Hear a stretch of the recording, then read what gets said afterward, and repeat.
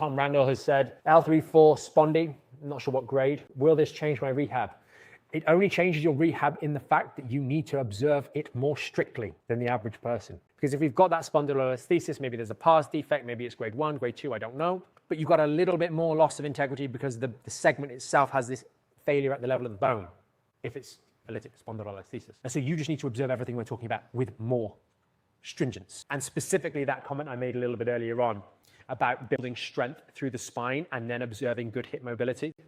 Why are we working on hip mobility? Because what we want is that the body can move in all sorts of manners, right? When we're doing things, the spine, the further away from the midline the spine gets, left and right twisting, the more it preferentially strains certain parts of the tissues.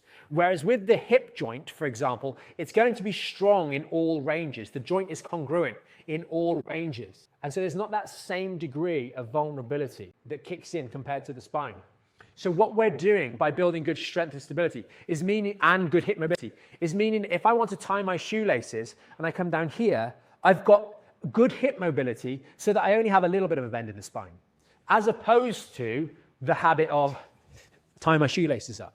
There's a lot more strain on the spine when I go through that range of motion than if I use more of my hips and knees and ankles to get down there. So for the case of the spondy, it just means that if you've got good habits and good hip mobility and a strong spine, the strong spine coming first, you're going to deal with the fact that that L3-4 is a vulnerable point, and you'll be more regularly not exposing it to variable or vulnerable position while you're building strength and stability for the long term. So sure, it'll still be able to bend there, but the further it bends, the more it exposes that segment to strain. And there's a little bit of a weakness at that segment compared to other segments of the spine that we need to account for. So building a strong spine and mobile hips that are greater in their mobility than the average is going to be the way forward. For the long term I'm talking about, not like 5 minutes. It's got to be long term.